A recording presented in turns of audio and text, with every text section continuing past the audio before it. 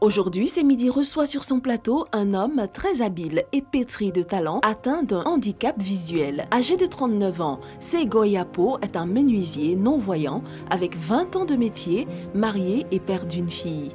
Né à Kodioussou dans le département d'Alépé, dans une famille de 6 enfants, Sego Yapo n'a jamais été à l'école, mais apprend le braille, l'alphabet pour les aveugles avec l'ONG Fraîche Rosée à l'âge de 23 ans. Il se forme également sur le tas pendant 5 ans à la menuiserie. Sego Yapo a surmonté les préjugés et a pu se faire une place dans la société. Il est aujourd'hui incontournable dans son domaine. Restez avec nous, C'est Midi nous invite à la découverte de cet homme talentueux.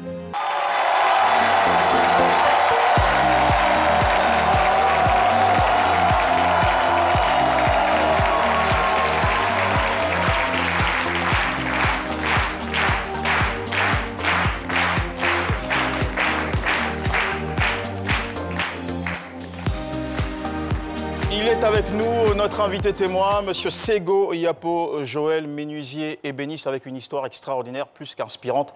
Il a été accueilli un peu comme une rockstar, il le mérite bien, tellement il a voilà, de la bravoure et surtout des principes de vie qui devraient parler à chacun de nous en ce jour. Monsieur Sego Yapo Joël, bonjour. Bonjour, messieurs. Bienvenue. Merci. Ah, j'adore le sourire que vous faites, franchement, ça donne la pêche. D'accord. Alors, avant d'explorer, sinon de dérouler avec vous le thème qui est lié à votre passage sur notre plateau, d'ailleurs, passage qu'on apprécie, pour lequel on se félicite d'ailleurs, nous allons tout de suite recevoir Dr Philo. Vous le connaissez? Oui. D'accord. Je le suis très bien à la maison. Okay. Alors, le thème de ce jour que j'évoquais à l'instant, c'est le suivant. Né non-voyant, je suis incontournable dans la menuiserie.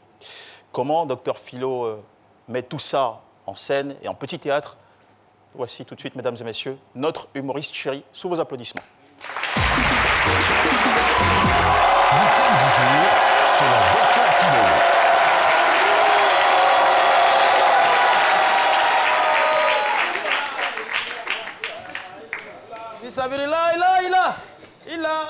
Ah, ça, de la manière j'entends les applaudissements, je vais avoir beaucoup d'argent aujourd'hui. Ça, là,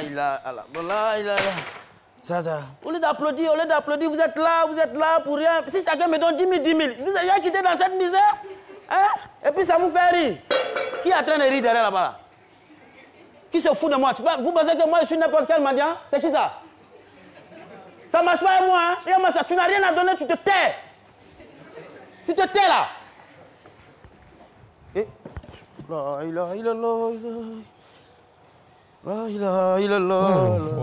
il doit se faire ce monsieur.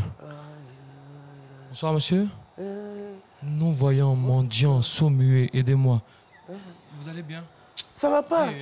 En mois de décembre, non. Franchement, je dois faire quand même quelque chose pour vous. Tout ce que tu viens de lire là même là, c'est parce qu'il n'y a pas de place. Sinon, il y a AVC en bas.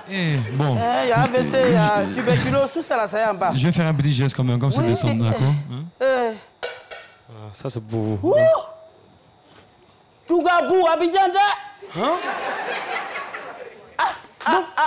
Donc tu n'es pas non-voyant? Je suis non-voyant. Mais c'est pitié là qui est là, je suis non-voyant. Non, mais attends, les choses ont évolué, hein?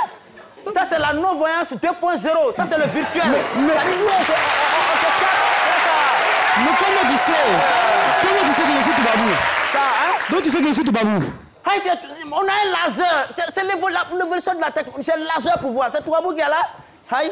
C'est Toubabou qui est là, mon frère. Je vais faire un autre geste, je vais voir si vraiment tu vois clair. Ça, c'est... Attends, mais ça c'est quoi? Je te dis qu'il y a un laser, donc nous on sent la chose. Donc ça veut dire Merci beaucoup. Donc ça veut dire que tu n'es pas un Dr Philo pour cette prestation qu'on veut laser tout de même. Tu n'es pas un non-voyant. Tu vois clair. C'est un non-voyant tout particulier. Mais tu n'as pas fait ça. Qui est menteur? Tes frères aussi se battent. Ils font la musique. Avant là. Tu as avant, tu n'as rien, tu vas dire ça c'est quoi? Tu as un avant. Donc tu n'es pas un non-voyant, tu es un menteur. Allons travailler mon ami. Qui travaille? Chercher l'argent. Tu as Abidjan, il y a un plan là. Oh laisse-moi là. C'est qui?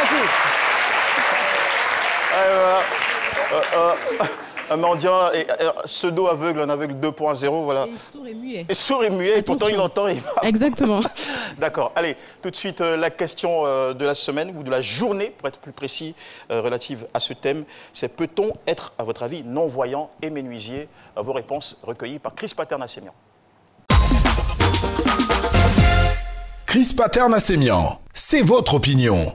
Et salut Jean-Michel, encore une fois, je suis très heureux de vous retrouver dans les rues de Cocody. Le faible taux d'insertion professionnelle des personnes en situation de handicap est souvent expliqué par le fait que ces personnes cumulent des caractéristiques qui les défavorisent sur le marché de l'emploi. Partant de ce postulat, on serait tenté de se demander, peut-on être menuisier et non-voyant? Votre opinion nous intéresse. Je ne pense pas que, parce que la menuiserie, ça demande beaucoup de concentration et puis c'est un art en fait. Donc pour quelqu'un qui ne voit pas et puis qui est menuisier, bon, c'est difficile. Pour moi, c'est difficile. Rien n'est impossible. Dans la mesure où un homme peut surmonter ses handicaps, il peut être non-voyant et être menuisier. Moi, je n'ai jamais vu. Mais ce que moi j'ai vu, un jour j'ai vu un non-voyant en train de fermer des trous sur l'axe à Bangourou, Bondoukou. Donc là, quand tu te poses la question, comment il fait pour fermer ces trous, c'est qu'il peut faire un tabouret. Généralement, les non-voyants ont ce qu'on appelle le sixième sens, qui leur permet d'être plus habiles même que des personnes même qui ont la vue. Donc je me dis que être non-voyant et menuisier, c'est possible. Il ne pourra pas. Il va se blesser encore pour compléter, donc ce n'est pas la peine. il peut couper son doigt. Il est difficile de répondre à cette interrogation sur la base d'une simple observation de terrain. Mais il y a des exceptions et des personnes exceptionnelles. On en trouve à ce midi, n'est-ce pas Jean-Michel? À vous le studio. Bah, tout à fait, mon cher Chris Paterna-Sémian. Tout à fait. J'adore un truc chez Chris Paterna-Sémian, c'est que c'est le seul reporter, si je peux utiliser l'expression, qui arrive à porter du cuir sous le soleil. Ouais, franchement, voilà. Bravo. C'est Monsieur Sego Yapo Joël, merci encore une fois de nous faire la visite sur ce plateau. Vous êtes menuisier ébéniste. Vous êtes le deuxième d'une famille de 6 enfants, au sein de laquelle vous êtes le seul à être né non-voyant. Vous n'avez jamais été à l'école normale, publique, comme on aime à le dire. En 2000, vous apprenez pendant 3 mois auprès d'un menuisier de votre village, Kosanji, région d'Alépé. Vous vous installez juste à la suite dans la cour de l'école du village où vous commencez à réparer des bancs d'école en mauvais état. Vous obtenez ainsi vos premiers clients.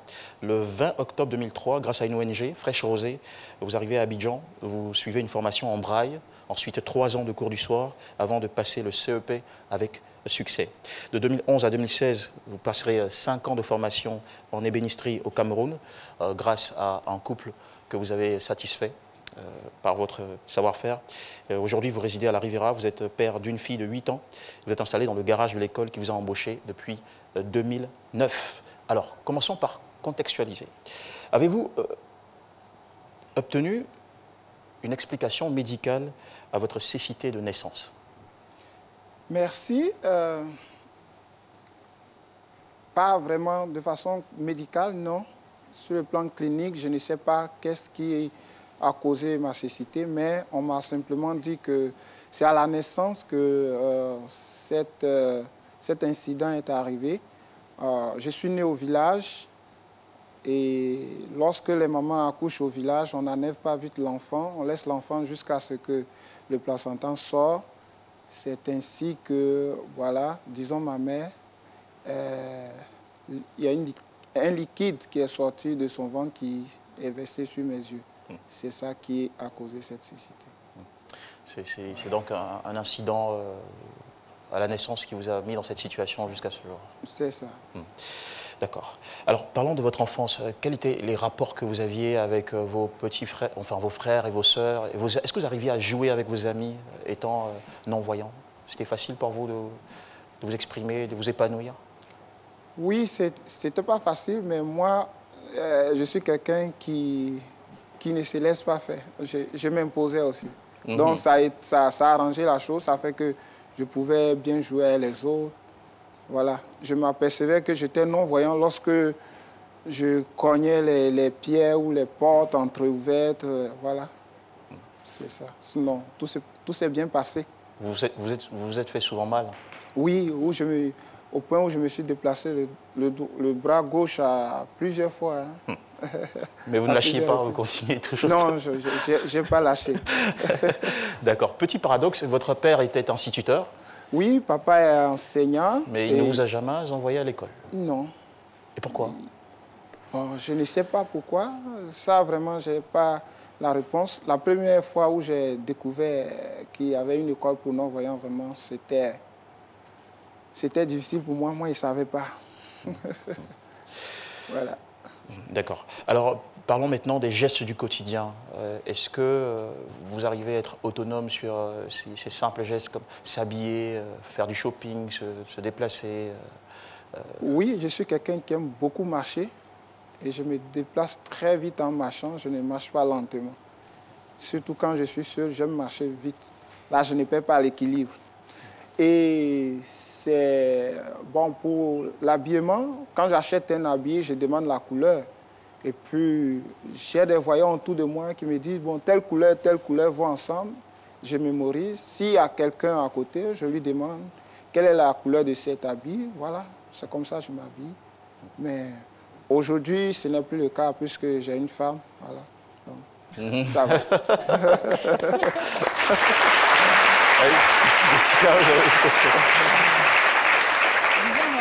Je veux vous dire déjà bravo parce que vous êtes solaire, vous dégagez un truc, une énergie positive et c'est vraiment contagieux. Alors, quand on est enfant, c'est vrai que vous avez un tout petit peu minimisé votre handicap quand vous étiez enfant. Pour vous, c'est lorsque vous cogniez que vous preniez conscience que vous étiez aveugle.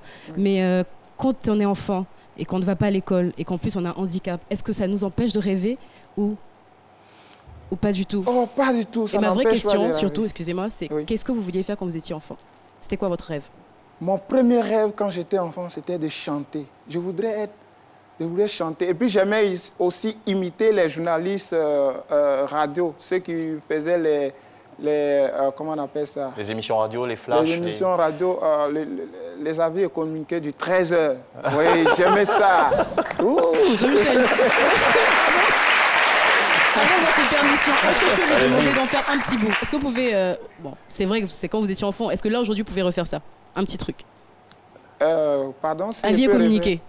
Avis et communiquer? Par exemple. Ah, d'accord. Maintenant? Oui. Essayez un peu. D'accord. Bonjour, chers frères et sœurs. Nous sommes lundi 16. Ouais, c'est un métier pas facile, vous vous rendez compte? Alors, de tout ça que je ne m'étais pas préparé,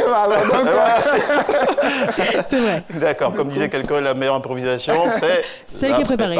Exactement. Ouais, d'accord. Alors, pour parler toujours de cette période d'enfance, vous aviez des frères et des sœurs qui allaient à l'école, vous pouviez les entendre reviser leurs leçons, faire des exercices, et vous étiez là, incapable de rejoindre les classes. Comment vous avez vécu ça?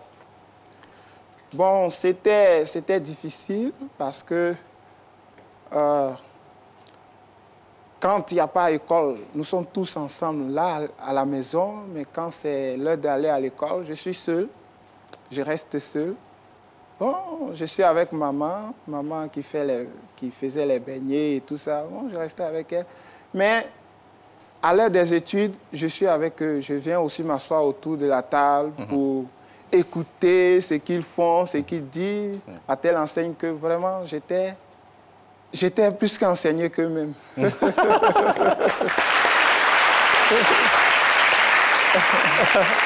Alors, M. Sego Yapo Joël, entre vous et la menuiserie, il y a toute une histoire, il me semble toute une passion.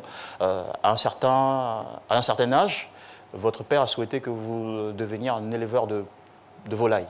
C'est ça. Vous lui avez dit non, je ne vais pas faire ça, sinon je risque de tuer les poussins. Moi, je veux devenir menuisier. C'est ça. Alors, d'où est parti cet amour, ce rapport au bois et au métier de la menuiserie? La menuiserie, je me suis lancé là-dedans.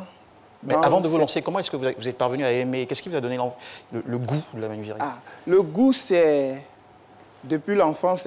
Depuis l'enfance, je dirais à l'âge de 6 ans, 8 ans par là. Quand je passais auprès des menuiseries, avec les frères et sœurs ou maman, je m'arrêtais pour écouter le son du rabot, le son de la scie et l'odeur que dégageait le rabotage que faisait ce monsieur. J'aimais beaucoup cette odeur. La senteur du bois. Oui, la senteur du bois.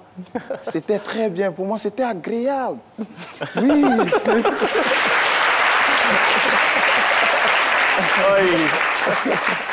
Vraiment. Ouais. Mais au-delà de l'odeur du bois et tout ça, est-ce que vous ne saviez pas que la menuiserie se pratiquait avec des objets tranchants, le matériel, tout était tranchant, les tenailles, les...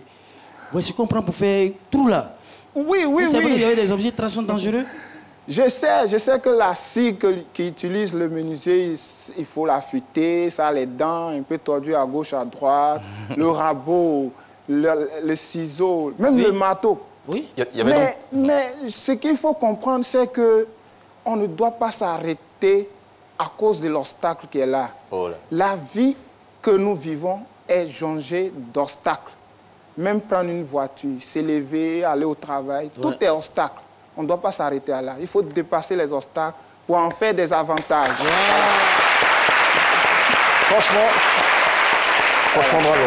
Alors, en 2000, vous approchez un menuisier de votre village. Et vous allez vers lui, vous lui dites que vous souhaitez apprendre ce métier-là. C'est ça. Vous êtes non-voyant, le menuisier, il vous regarde. Est-ce que ça a été facile d'avoir confiance en vous et surtout de vous accorder cette opportunité-là? Oui, c'est pas facile. J'arrive vers ce dernier en lui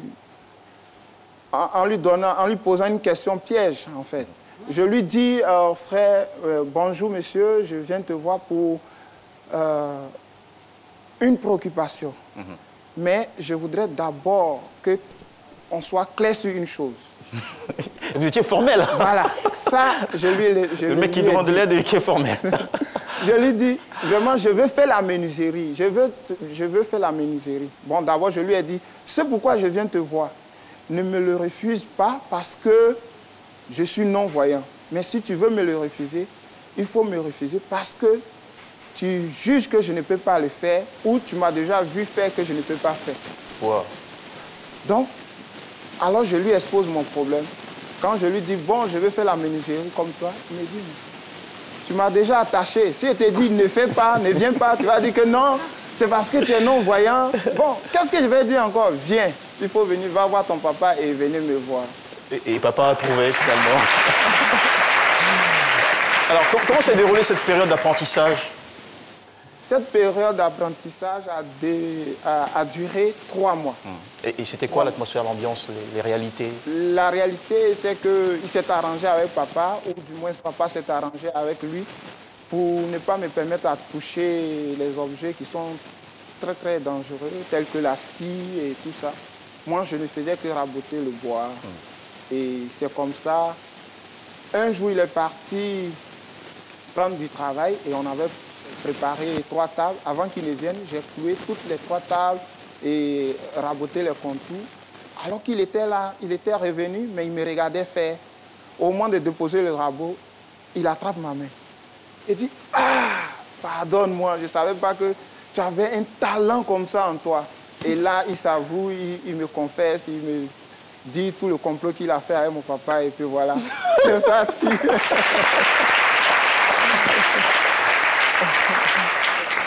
Ouais, vous êtes formidable, franchement. Oui, une dernière question avant la pub.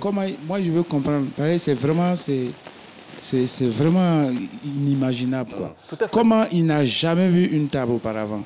Il ne sait pas quelle forme elle a. Bon, peut-être il tout par le toucher et tout ça. Mais comment il arrive à donner des pour formes, la première fois à clouer cette table-là, puisqu'il ne connaît pas les différentes parties? Comment il arrive? Monsieur Segoe Yapo Joël, cette question est pour vous? Oui, en fait, c'est la vue, pour moi, je me dis, bon, ça peut bien se comprendre parce que moi, je n'ai jamais vu. Donc, pour moi, la vue, ce n'est pas forcément ce que les yeux physiques voient. C'est la tête. La tête. Parce que tout part de la tête. Quand tu as une tête bien posée, réfléchie, tu peux tout faire. Tu peux tout faire. Vraiment. Donc, au travers le toucher, je connais les différentes parties de ma table, des pièces que je suis en train de monter. Tu peux les mélanger, les déplacer comment tu me les donnes, moi je vais te faire l'assemblage sans problème. Franchement, l'émission n'est pas encore terminée, qu'on est conquis, on est emballé, M. Sego Yapo Joël. La tête, vous l'avez dit, il faut de la tête pour concevoir un message publicitaire qui touche et qui atteint ses objectifs. A tout de suite. Bonjour 2020. Bonjour 2020 Abidjan, 2 dates. Bonjour 2020 Abidjan, 2 spectacles. Bonjour 2020 Abidjan, 1 lieu. Palais de la Culture de Trècheville, salle à Noumambou. Bonjour le Classico Aller, vendredi 27 décembre. Bonjour le Classico Retour, samedi 28 décembre. Bonjour depuis 13 ans. Bonjour, un concept RTI. Les premiers gestes du matin sont essentiels pour bien démarrer la journée. L'eau minérale naturelle Assini participe à votre équilibre et vous maintient en pleine forme.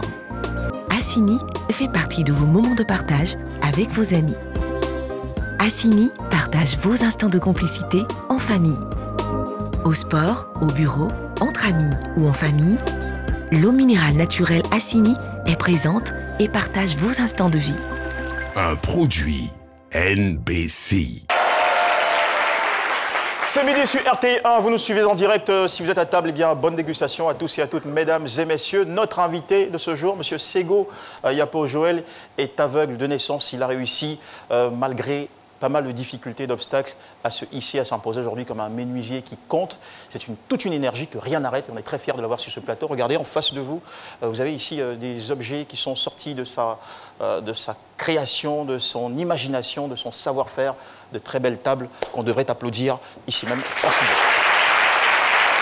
Monsieur Sego Yapo Joël, pour revenir à votre histoire, en 2000, votre cousin, votre défunt cousin, dont nous saluons la mémoire, Sostène, vous a mis en relation avec une ONG qui s'appelle Fraîche Rosée, qui vous a offert gracieusement une formation en écriture braille, 3 ans de cours du soir, à la suite desquels vous avez passé le concours d'entrée en 6e, le CEP, que vous avez d'ailleurs réussi avec succès.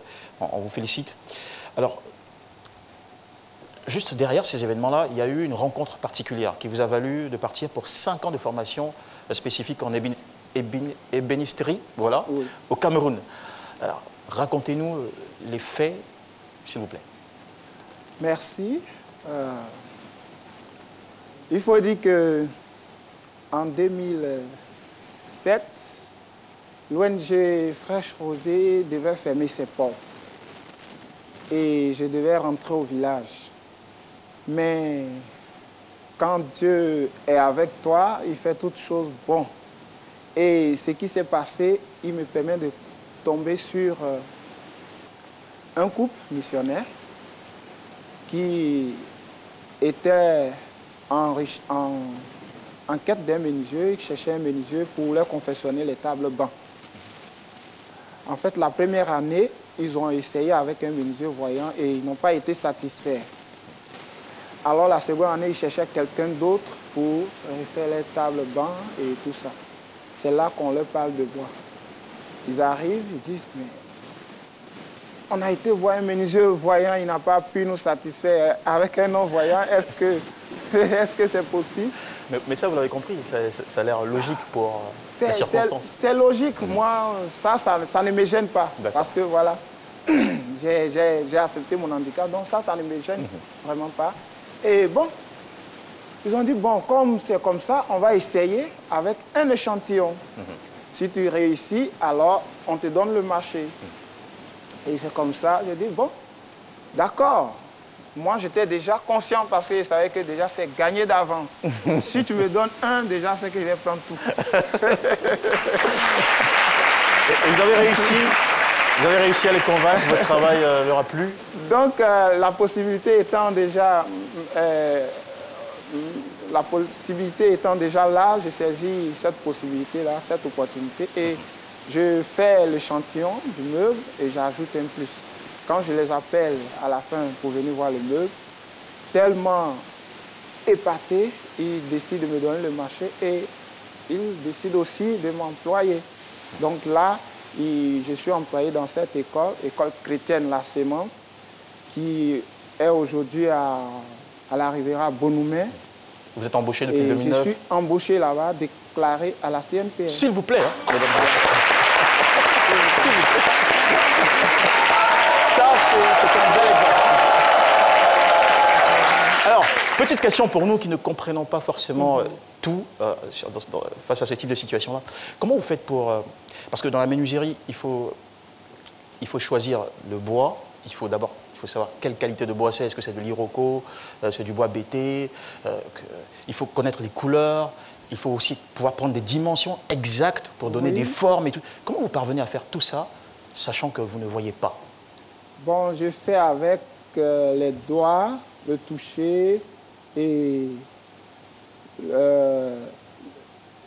je fais aussi avec... pour reconnaître le bois, je travaille aussi avec le nez. Voilà. Ah, ok. Vous reposez sur vos... Donc, l'odeur. Mais et les dimensions, comment vous faites? Comment vous savez que ça fait 50 cm, 1 mètre, 2 mètres, tout ça? Les dimensions, j'ai un instrument de mesure en braille. Au passé, c'est-à-dire quand je commençais, je n'avais pas ça. Donc, quand j'achetais un outil, par exemple l'équerre, marteau, la scie, je faisais mesurer ces outils-là et je gardais en mémoire la dimension exacte de ces outils. C'était avec ça que je mesurais. Mais maintenant, je suis sorti de cette façon de mesurer archaïque. Je prends maintenant... J'adore ce monsieur. Voilà, j'ai un ruban bien conçu pour mesurer. Un ruban particulier. Monsieur, on sait qu'en général, nous, les clients, quand on va chez un menuisier, on vient avec une photo. Par exemple, je veux un lit comme ça, une table comme ça. Comment vous faites? Il y a quelqu'un qui vous dit ça doit être comme ça. Comment ça marche? Oui, maintenant, avec la technologie, c'est très bien, ça nous aide. J'ai quelqu'un, soit si une personne vient me voir, elle vient avec sa photo, soit je lui dis, viens, mets ta photo sur mon WhatsApp, j'envoie la photo à quelqu'un et mon enseignant, il m'explique la photo et je comprends la photo et je peux le faire. C'est super, franchement, super. On va maintenant prendre vos questions, mesdames et messieurs, sur nos différents réseaux sociaux, grâce à Paulus Agathon. Jean-Michel, de nombreux messages parviennent de nos différents réseaux sociaux, qu'il s'agisse de Facebook ou Twitter. Et s'il y a un message de façon générale qui vient, c'est l'étonnement et la joie de vivre que dégage notre invité. On a sur Twitter un message anonyme. Je dis anonyme parce que son nom de profil, c'est La Galère. Et La Galère nous dit « Un non-voyant qui n'a jamais vu une table, mais qui est fort dans la menuiserie. Waouh, je n'arrive pas à y croire. C'est Dieu qui est fort. » On a ensuite le message de Sinali Baiko. Il dit « Vraiment, c'est à féliciter. Et ma question est de savoir, est-ce qu'il a déjà fait un accident pendant son boulot et comment est-ce qu'il l'a surmonté ?» Maintenant, le dernier message, c'est celui de Yao Brice. Il dit « Vraiment, je suis charmé par son courage, sa bravoure. Et il y a des personnes qui, par la grâce, ont tous leurs membres au complet, mais ils s'adonnent à la mendicité. En tout cas, beaucoup de courage et que la grâce de Dieu surabonde dans ta vie. » Voilà. Super. Ouais. Alors, Monsieur Sego Yapo Joël, très rapidement, vous avez eu des accidents dans le métier? Oui, je me suis déjà cogné le doigt avec le marteau. Ça arrive. Ça fait très mal. Hein. Ça fait très mal. Parce que le marteau qui venait, ce n'était pas pour ton doigt, c'était pour le cou. Alors, je voudrais déjà rassurer certains de nos téléspectateurs. Des personnes non-voyantes qui font des choses extraordinaires. Il y en a, je vais citer par exemple Ralph Titor, qui est l'inventeur de ce qu'on appelle le régulateur de vitesse. C'est quelqu'un qui n'a pas du tout la chance d'avoir la vue, mais qui a pourtant apporté cette belle technologie-là à l'humanité. Il y en a de nombreux comme ça, de grands pianistes non-voyants, etc. La liste est longue. Voilà. J'aurais tant aimé parler avec vous de votre rencontre avec votre épouse, comment ça s'est passé, tout ça, mais le temps ne nous le permet pas. Tout de même, la petite question à ce sujet, c'est qu'est-ce que vous avez aimé chez elle? Qu'est-ce qui vous a séduit chez celle qui est devenue votre épouse? Ce qui m'a séduit, c'est... Elle est sociale. Et voilà, elle sait écouter. Elle sait vraiment écouter, elle sait comprendre. Voilà. Et elle prépare bien. Voilà. C'est possible. Comment est-ce possible de tomber amoureux d'une personne qu'on ne voit pas? Pardon? On se pose cette question. Pardon? Comment parvient-on à tomber amoureux d'une personne qu'on ne voit pas, qu'on ne peut pas juger physiquement? Ah, d'accord. Mais l'amour n'est pas seulement physique, hein. ou du moins l'amour n'est pas physique. L'amour naît d'abord dans le cœur. Et c'est le cœur qui conçoit l'amour. Pour qu'un amour soit solide, il doit d'abord partir du cœur. Vous avez compris, vous les filles. Non, le physique. Vous avez compris. Et franchement, félicitations à vous. C'est pour le choix. Il a une ravissante femme, une très jolie fille, et surtout une belle histoire de bravoure, de passion exceptionnelle. Un garçon que rien n'arrête et qui aujourd'hui, voilà, vous apercevez son épouse à l'écran avec un grand sourire. Et voilà, on est très fiers de vous, franchement. Merci pour le bel exemple que vous nous donnez. Nous allons maintenant nous tourner vers notre doyen pour sa petite minute de contribution tout en regardant votre parcours. Kassi Kouadio, c'est la minute du doyen. Ça, il faut le faire. Moi, je ne peux que vous encourager. C'est presque magique. Hein? Votre expérience, je dirais plutôt, votre exemple va certainement déranger des personnes qui, bien qu'en pleine possession de toutes leurs facultés et de surcroît en bonne santé, ne veulent rien faire. Vraiment, vous êtes à encourager, vous êtes à présenter un peu partout comme exemple. Parce que ce n'est pas évident pour même ceux qui sont valides. Encore pour vous, c'est moins évident. Mais j'ai constaté aussi quelque chose, c'est que lorsque les yeux se ferment définitivement, d'autres facultés se mettent à se développer. La nature est mystérieuse. Elle est tellement merveilleuse. Et c'est d'ailleurs ce que je demanderais, que nous soyons toujours à l'écoute de cette nature et que nous l'exploitons pour pouvoir améliorer notre existence. Je vous remercie. Ce que vous avez d'ailleurs très bien fait, M. Ségo Yapo Joël. Nous ne vous laisserons pas partir sans vous poser cette question qui nous apparaît très existentielle. C'est quoi vos objectifs ou vos rêves professionnels à ce niveau maintenant où vous êtes? Oui, j'ai un très grand rêve, celui de créer une menuiserie inclusive. Ça voudrait dire quoi? Une menuiserie inclusive, c'est une menuiserie dans laquelle on va trouver le voyant et le non-voyant travailler en collaboration, travailler en parfaite harmonie. Et j'ai conçu le projet, ça me donne l'occasion de lancer un appel à toute personne qui pense que je mérite une aide. Ouais, vous le méritez, n'en doutez même venez pas. à mon aide, venez pour me permettre de réaliser ce projet-là. En faveur du développement, bien sûr. En faveur du développement de la Côte d'Ivoire et pour faire reculer aussi la pauvreté au milieu des personnes handicapées. Voilà. Donc vraiment, j'en appelle au gouvernement, au président de la République, à toute personne qui peut m'aider vraiment de venir. Vous êtes entendu. Merci beaucoup. Ça a été un grand plaisir de vous recevoir sur ce plateau. M. Ségo Yapo Joël, exemplaire menuisier ébéniste. Mesdames et messieurs, l'enchaînement dans cette émission.